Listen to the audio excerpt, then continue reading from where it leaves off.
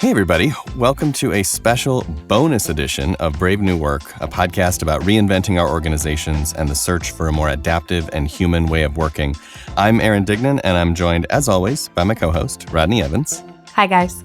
On today's bonus episode, we're going to talk about, you guessed it, the coronavirus, just like everyone else, but we're going to approach it in a completely different way. However, before we sanitize everything in the office, I think we should go ahead and check in. So take us there. Let me finish washing my hands. Yeah. So we will start today's episode, like all of the others, outbreak notwithstanding, with a check-in round question, which is, what have you done or not done in reaction to the news about coronavirus? Aaron? So I think my wife and I have just been waiting for an excuse to get a little preppy. And so this has definitely been a good impetus to just check in with that. Luckily, our never-ending kitchen remodel project just finished 2 weeks before the news that this was happening. So we kind of moved in quickly and got organized. And what have I done or not done? I mean, mainly, stockpiling a lot of the basics, just trying to be a little bit smart about it, but not overdoing it. And then really canceling travel. I mean, we've talked about this at the Ready. We'll talk about it more in this episode, but I have not traveled for a couple of weeks, and I have a couple more weeks that it doesn't look like there's going to be much. And I have a big trip to Europe that might get canceled. So there's a lot going on. What about you? Yeah, our prep was mostly sparked by a dinner I had in your new beautiful kitchen with you and Britt, where you scared the living shit out of me. And then I started sending the articles that you guys were walking me through to my friends and loved ones. Look, Ed has a tendency toward prep. He is more prep biased than I am to begin with. So he was all over this. That being said, I think we've taken a pretty clear-eyed and cool-headed approach so far. The only big thing that we did, which honestly we've been meaning to do anyway, is we did buy a chest freezer for our lake house. The house is in a really remote area, and we have wanted one because we tend to make big batches meals of things anyway. Yeah. And we're not close to a grocery store. So we just got that done and are, gonna be stocking it over the next bunch of weeks so that if we are quarantined or if our movement is restricted, we can go up there and live and hang out. That house was not previously sort of stocked to do that for more than a weekend. I would say that's probably the biggest thing. I love it. I talked Britt out of an additional deep freezer. I was like, let's just take a knee. Best Buy's still open. Right. Let's get there when we get there. Okay, so today's topic is, what does the coronavirus situation have to teach us about org design? We want to come at it from that org design angle. And I want to start by pointing out to all those that are listening that we are not physicians. We are not epidemiologists. We do not study these things for a living. We are org nerds, two org nerds. And so this episode does not contain medical advice. Our remarks today are going to focus exclusively on the organizational context here, and your mileage may vary. So please consult your doctor, yada, yada, yada. Disclosure over. Good legal. Yeah, that's my disclaimer. But then from there, I really just want to say, why are we talking about this? What was the impetus for doing a special episode dedicated to this thing that everybody's already talking about too much? We are talking about this because of the number of conversations that I've been in the last 2 weeks with people in different client systems and in our own company who don't know what the fuck is going on and don't know what to do about it. Right. And those conversations have been swirling and unproductive and frustrating. And if anything, I think have created more anxiety and tension and no resolution of any kind.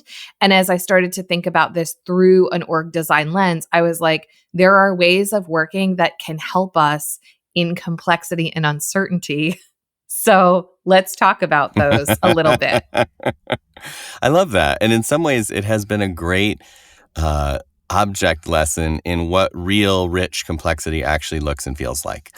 Yeah. When you're like, is it going to get worse? Is it going to get better? When would I do X? When would I do Y? And when you feel like you just really aren't sure, then you're actually confronting legit complexity that you can start to settle into. So I do think this is a great lesson in what that looks like. And in many ways, I think a lot of our markets and businesses and products and customers are just as complex, but we just don't admit it.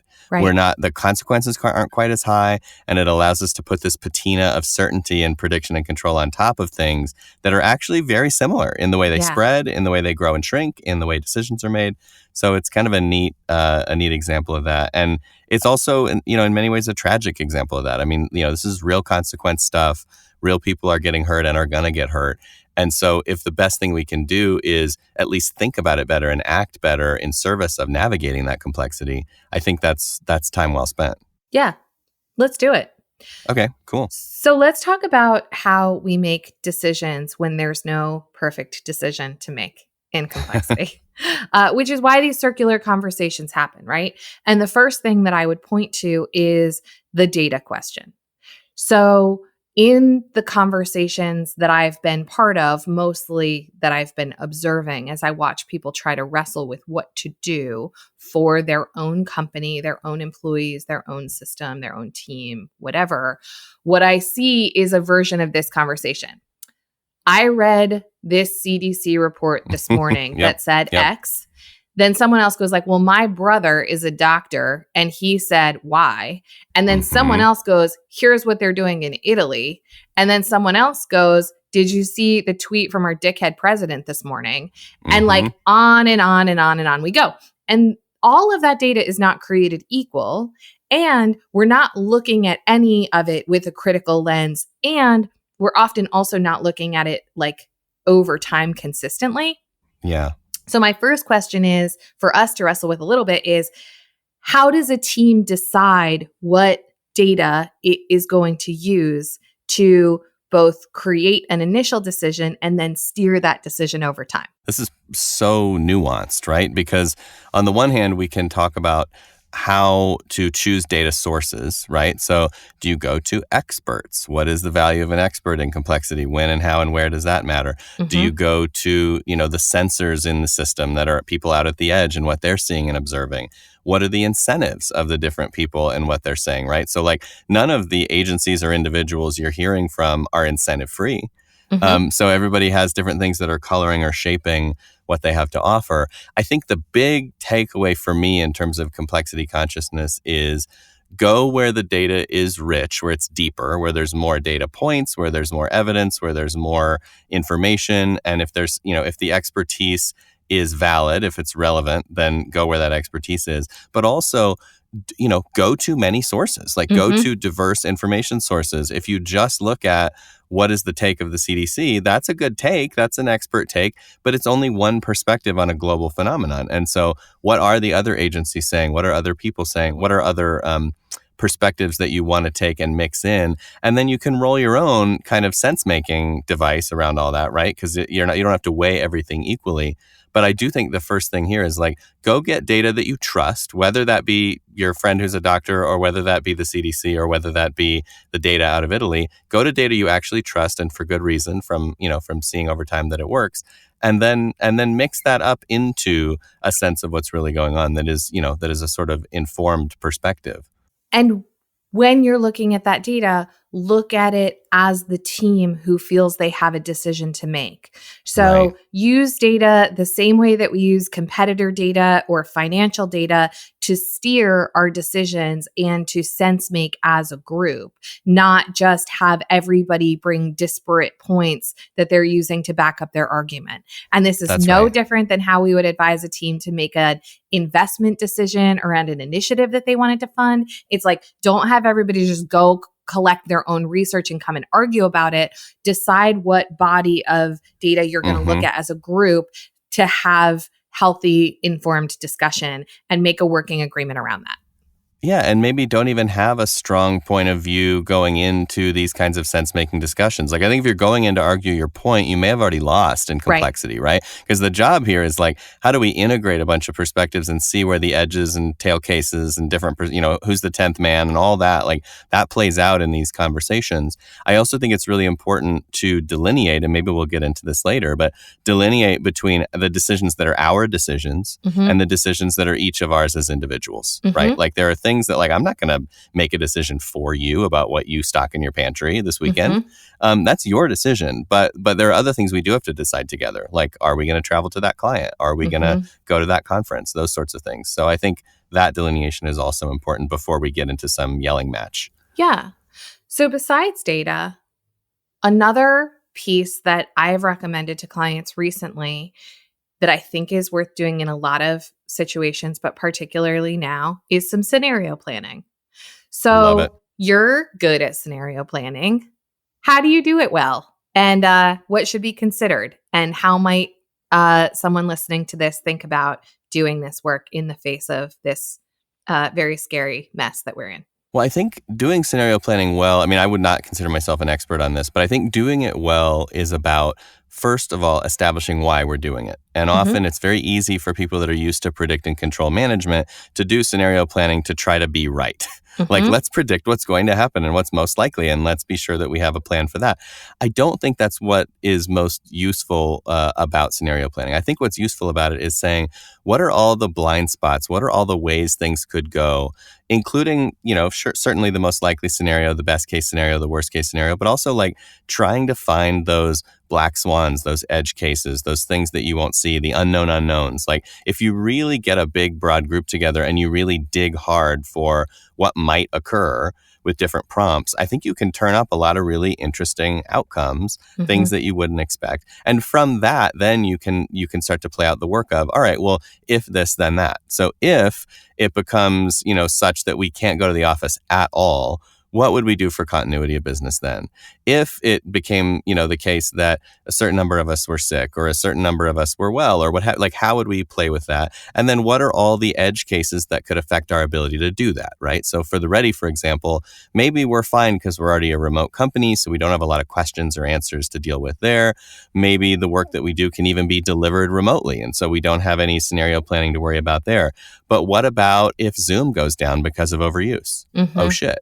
That's scenario planning that we probably wouldn't be prepared for if we didn't do an activity like this, where it's like all of our boxes are checked except, the server at Zoom is on fire and now we can't deliver services to clients at all. And that's actually, I mean, in the range of possible things that could happen, that's a pretty mild one, right? Like there's a lot of things to think about. So I think you blow those out and then you play the game of like, if this, then that. What if, if that occurred, what would our move be? And the point is to be ready so that whenever one of those things occurs, it doesn't feel like this novel thing. It's like, oh, I've seen that before. Right. And now we have a little bit more fluidity there. But what do you think? What's your reaction to that?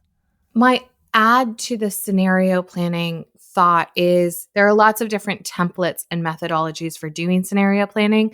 The two elements of it that I think are particularly useful in this context are delineating assumptions and delineating risks. Because in the circular conversations that I've been part of, there's a lot that is stated as fact or as truth that is actually opinion or assumption. And there's nothing wrong with getting that information out on the table, but let's label it correctly. Let's label it as an assumption, or let's label the worst case situation as a risk rather than a foregone conclusion. I think using a framework or a rubric of some kind, doing scenario planning, just to clarify our thinking around what might be versus what we're assuming might be versus what we're afraid might be. Those are useful constructs in a situation like this that can be a bit fraught emotionally. And also, we can't really get to like the right answer. I love that. And you see that even in regular course of business, right? Of course. Just this notion of like, we're not great at clarifying assumptions. We're not great at testing those assumptions. We love to state things as fact. And in many ways, as leaders, as founders, as managers, you're brought up to speak confidently. To be certain, to be calming, to be like, we're all going to be okay. This is the answer. This is the way. And so I think it is super counterintuitive, especially in a crisis, to be like, yeah, these are the assumptions. Like these are the unknowns. These are the things these are the risks, and be more open and more humble to that. Yeah. And it gives us an opportunity to not have to agree. Like you and I don't have to hold the same assumptions. It's worth cataloging all of the assumptions that are kicking around inside this team so that we have that just stated somewhere as we think about what are 3 likely scenarios to play out over the next 6 weeks, 6 months, or a year. Yeah. So we do some scenario planning, and then you started to allude to it, but maybe talk a little bit about how you could extract some if-thens and or even overs out of doing that work that could really help an organization. Yeah, so I think the if-thens and the what-ifs are about figuring out what we might do, but there's also questions of trade-offs and priorities, right? So in order to decide what we want to do and what we want to take action on, we have to decide what our priorities are, right? Are we willing to take a risk in order to stay open? Are we willing to do X in order to get Y? And so that's what I think things like even overs can do well, is let's prioritize. All right, given the situation, what X will we prioritize even over Y? So maybe Y is growth. We want to grow, but in this moment, in this situation, we're willing to prioritize stability over growth. Like we just want to be able to manage that, or we want to prioritize our health, or we want to prioritize our communities, or what have you.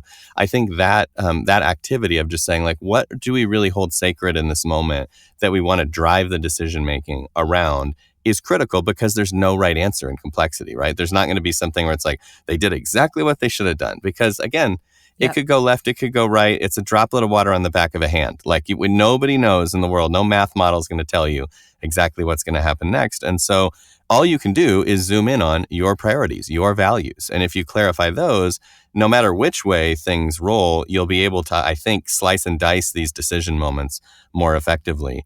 And ultimately, I think this all drills down to what is safe to try. And that term that we use so much in business and in regular operations that feels very, kind of fun and helpful in this context is deadly serious, right? Like literally, what is safe to try for our livelihood, for our lives, for our communities and families. That brings a whole new meaning to it. And I think it raises the bar on how good we have to be at evaluating what is safe to try. So let's take those if-then and even-over concepts and just drill down into a couple really crisp examples for folks. So take the if-then scenario. What's an example of something that you can imagine a team using to guide decisioning going into, a future state here? So the biggest one I'm hearing kicked around is around remote work. And an easy example of that would be pick the level of altitude at which you want to make your if statement.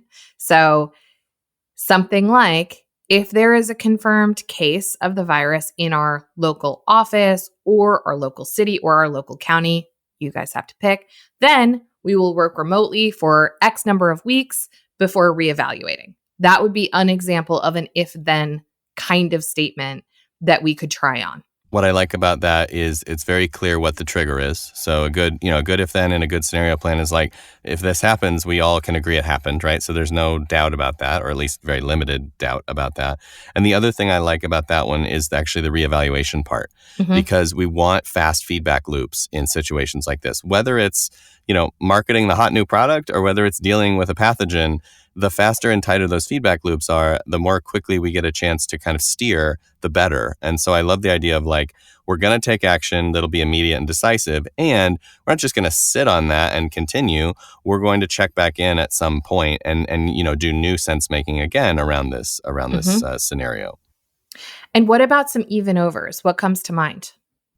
Yeah, so many good ones, right? So the thing about an even over is that both sides of it should be good things, so that it should work in either direction, and it really just matters on the context. So one that comes to mind for me is containment even over community. Community's great. Love it. Love that feeling at work of we're all together, kumbaya. I also am a pretty big fan of containing pandemics. So they're both fine. In this situation, though, maybe what we're going to say is, for 4 weeks, for 8 weeks, to slow the progress of this, we're going to prioritize containment even over community. And that means not as many people go to work as we've seen at, places like JP Morgan or Facebook or, Amazon HQ, or maybe none of us go to work. Maybe we go fully remote, as we're seeing certain clients and organizations do. But the idea is basically saying we know the trade-off, and the trade-off is that sense of connection, that serendipity, that togetherness, and hashtag worth it. Like we're gonna play that out for a while. So I like that one. The other one I like is remote work even over impact, or even maybe remote work even over our norms and our comforts, and our remote work even over security. Right? Like there's all these trade-offs when we go to a fully remote system. There's actually a lot of benefits, by the way, and there's a lot of companies and writing about that out there if anybody's curious. But there are real trade-offs, right? Like maybe we are a little bit less secure. Maybe we do have a little bit, lower impact, lower fidelity of communication. But it's going to be, it's going to benefit us because we'll be able to be home and we'll be able to be safe. And so I think that's another good one. So we've talked a lot about ways of working in complexity or that are complexity conscious. But let's talk about the other side of the coin, which is people positivity. In a moment of uncertainty that is also potentially a little scary, it's very easy for leaders and organizations to revert to mistrust and Mm-hmm. sort of lowest common denominator thinking about their people. And I've heard a bunch of this from a bunch of corners in the last few weeks. So what should we do about that? Well, I think it's very prevalent and unfortunately it's happening, not just in the organizational context, but everywhere. It's funny you mention it because I had this tweet cross my desk this morning. This woman, Michelle Chai, was saying, this is going to sound kind of mad, but this week, please consider making your weekly takeout a Chinese takeaway. My family's businesses have all been hugely impacted by the coronavirus panic. There are people literally sitting at home in the US being like, I'm not going to order Chinese because the disease came from Wuhan. That's mental. That's and that's crazy. just a great example of like how quickly and how easily we get xenophobic and we get crazy about people. Mm-hmm. So I do think that, one of the best phrases that I've picked up from other practitioners in our space is act as if. Mm-hmm. And I think when we go remote, when we go to new ways of working suddenly like this, when we go into a very unknown space, we have to act as if everybody's a good actor. Everybody has the best intentions. Everybody's going to show up and play their best game and really just live into that for a while, even if the behavior we see doesn't match that expectation. I think we have to just give the benefit of the doubt for a good long while we settle into this before we draw any conclusions about the nature of people or individuals. And part of this is also self-control, right? So when we're leaders in uncertainty and things feel overwhelming, it is very easy to begin to want to lock something down. And because we can't create the perfect policy or the perfect plan to deal with this virus that we weren't expecting, now all of a sudden we're saying like, well, if people work from home, how do we know that they're going to work 8 hours a day? Yeah. How are we going to crack the whip? Let's not conflate those two things, that because we feel out of control, the move is to exert control where we can, because one is not actually related to the other one. Let's assume that because we have an employee body that is 90+% good, productive actors, that those good, productive actors will still act productively and with good intentions at their desks in their houses, and that our scrutiny is not the only thing that's keeping the engine running.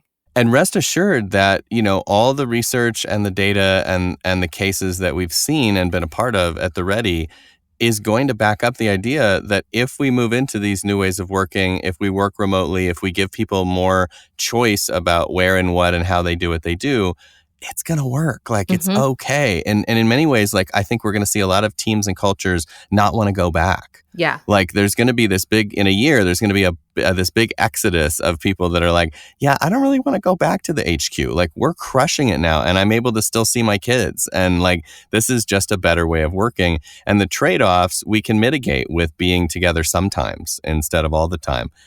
So I'm very excited and eager to see some of those knock-on effects or second-order effects of people stepping into this very uncertain space. And a lot of the tools and practices that we teach and use when we do transformation work are about creating adaptivity in systems. So sometimes we don't connect between that principle and the practice. But when we're asking teams to use video rather than, say, just a conference call, or we're asking them to visualize their work and make it transparent in a Trello board rather than siloing it in email, or we're asking people to communicate through chat rather than waiting for like large status meetings or something like that. I don't know that the connection is always made to adaptivity in a system. Right. But look at a situation like this, and my clients who have started using all three of those things are much more prepared for a remote work scenario than they would have been had they not used those things. That's and right. The same can be said of a lot of other kinds of black swan events. Like, using those same tools would also have made them more prepared for a giant reorg or a competitive disruptor or a natural disaster or a whole variety of other things that they couldn't have predicted. And it's so critical in this moment to dial into those, 4 principles that we're always yakking about, because those are the principles behind a lot of those tools and practices. And those are the principles that will uniformly help you manage something like this and get you to that better place. And those are autonomy, right? Like more agency, more ability to make decisions at the edge. Transparency, more data flow, more information flow, more symmetry of data. Decentralization, right? We don't want to be centralized when we can have a critical failure that blows everything apart. And so that's centralization of people, centralization of stuff, of responsibility, et cetera. And then consent, which I think is really connected to autonomy, but it's the other side of the coin, which is, let's not do things to people without their consent, right? If we want people to work from home, let's co-design that policy together. If we want people to use a different tool, let's at least have a moment where we all get to weigh in a little bit about what tool that is and why. And just take the time to do it with some care and some consent. But if you live even 2 of those or 3 of those, you're going to see huge gains in terms of that adaptability, because those are emerging out of that pattern. They're emerging out of that pattern of, if things are going to be moving under your feet and you need faster feedback loops and the ability to steer more frequently, those things make you stronger. They make you better at doing that. Though, that's the sports car that you want on the track. And I always am blown away when I leave a big event, a big sporting event or a big, concert or something, which obviously they're all canceled. So none of that's happening right now. But you leave one of those and you watch how people fan out and go where they need to go and get it done the way they need to get it done. And then you compare that to, a game of lemmings where everybody just walks off the cliff. And it's like, we need that decentralization. We need that agency. We need that ability to just say, like, teams, we're up against a big one here. We have to figure out how to do what we've done this way with these tools and these supplies. And now we need to do it with our hands behind our back, jumping on one foot on a pogo stick, using these remote tools we've never used before. And instead of trying to centralize that and create like the perfect playbook and the perfect answer and the perfect training, I think there's something to be said for just like, hey, each team has a mission, has a purpose. They need to go figure it out. And if there are things that we need to do together, then let's convene those moments and have those discussions. But there's a lot that we can do alone and with our teams. That leads so well into the last bit that we wanted to cover here, which is the idea of standards and defaults, or in Aaron's parlance, enabling constraints and governing constraints. You can all choose your own adventure on that one. Technically Dave Snowden's parlance, but yeah. What we're seeing in this moment is a desire to create rigorous and comprehensive standards, because that's what feels safe and that's what feels responsible too. I understand the impulse. Yeah. That's not always helpful or necessary. So let's talk a little bit about the difference between those things and how teams or organizations can think about them in this moment. The key difference here for me, and we've talked about this briefly on the show before, is about risk. Again, it's about that safe to try bar, that water line. Is it a hole below the waterline or above the waterline on the boat? I think standards are great when we're saying, look, we can't have it any other way, right? We all need to agree on what tool we're going to chat on. We all need to agree on a security protocol. We all need to log in to our email server. We can't just have that be open. Like, there's stuff that we're going to do that has to be standardized. And I think if the benefit there is that, we get to do it all the same way and we avoid the risk of it going catastrophically wrong, that's great. I think in so many of these other cases, though, the default is just a way to say, hey, here's a good practice, not a best practice, but here's a good practice that we know serves us well, that we're informed, or we have some data that tells us is a good option for us. And if you're not sure, do this. In some ways, that's the article I sent you. When we were talking about coronavirus originally, I was like, here's a guy who's written a good article that's like, if you don't know much, here's 10 things you should know. And it's like, it's not over the top, it's not overboard, it's not over prescriptive, but it's like, these are probably good ideas. And I think the same thing about defaults. If we're going to set certain hours of the day that we work, certain response times in our remote tools, certain agreements about how we use or don't use video, how we show up, what decision-making protocol we want to use. I think those are all great things where we can just say, this is the way we do it if we don't have a better idea. And if we have a better idea, it's, to each team their own. And the only trade-off, as I always rattle on about, the only trade-off for branching away from a default is, what'd you learn? How'd that go? And if it made it better, then we'd love to hear about it. And if it didn't, then, go back to the default next time. And in this moment, defaults serve two purposes. One is they are a service to the teams that just haven't figured it out yet. Yes. And so in the absence of knowing what the fuck to do, which none of us do, it's really helpful if somebody says like, well, we talked about it and looked at data and here's what we're going to try if that serves you. We're not telling you must because we also might and probably are wrong, but here's a starting point or a template or a draft for you to start from. And the other thing that it does is it allows us to propose something without knowing if it'll be right. So in this moment where, again, creating a monolithic, exhaustive, complete policy that covers remote work and travel and essential personnel and tooling and spending and contingency, but like what we get stuck in is we can't A, figure all of that shit out. B, we're never going to agree on it. C, by the time we kick the policy out the door, it's going to be irrelevant anyway. Yeah. And so right now, what we can do is say, as we just did for the Ready on Friday, okay, what is the default that would actually serve us right now? The questions swirling around for us are about travel. So we made a default about travel. Anybody is welcome to exempt themselves from that default or iterate on that default. But in the absence of us knowing what to do, we were like, this seems like a people positive thing to say, hey, here's a suggestion that makes sense to us as a group. Yeah. And interestingly, we came to that default through sense making and conversation. Exactly. So it's not like you wrote it or I wrote it on a napkin alone. We had an hour-long conversation and kind of beat it up a few different ways. And then we were like, what is everybody craving? What are they needing? And the answer was like, we kind of feel like we need a party line. And so we wrote a 3-sentence party line that was like, hey, for the next X weeks, the Ready is not going to travel unless we have to. And if you need to veer from that, that's your call. But like the default that you can go to the market with is, hey, we have a policy right now as a system that we're saying no. Our first answer is no. Right. And, if you want to push back, we can discuss it. But our default answer is no. And I think that is very freeing. I think so too. And when you do work that is enabling, as defaults are, then you're not trying to constrain someone's behavior or tell them what they can and cannot do, or like try to figure out what trips everybody has planned for the next 6 weeks so we can like triage them all and make sense of it and, make changes where we need to. And I would say in that line of thinking, in that mindset, you can have as many defaults as serve. So like the checklist that you sent me, I think is a valuable default for anybody at the Ready to use as their default. Like if this makes sense to you and you can afford it and you have the time and you have the space, these are great checklists to use. Go for it.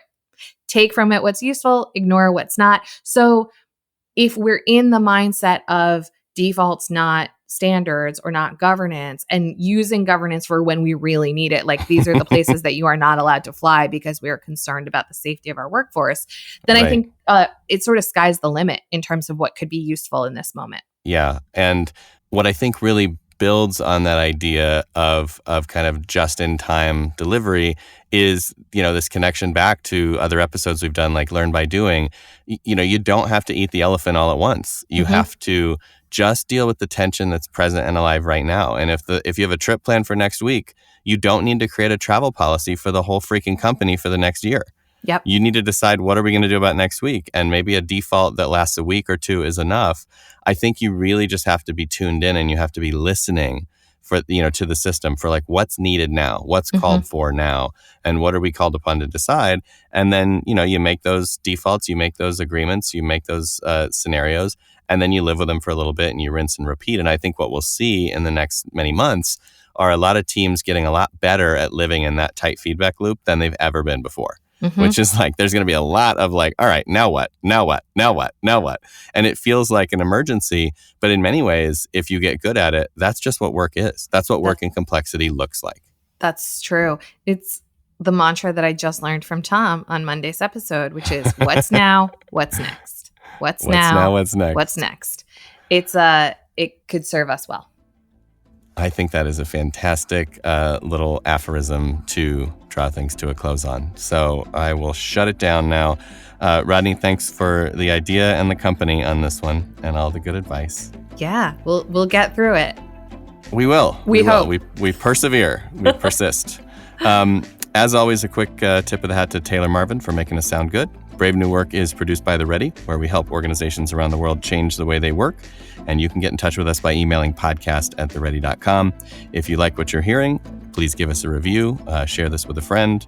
I don't know, take out a billboard in LA, put our names on it. And as for you, thanks for listening. Now go change something and wash your hands.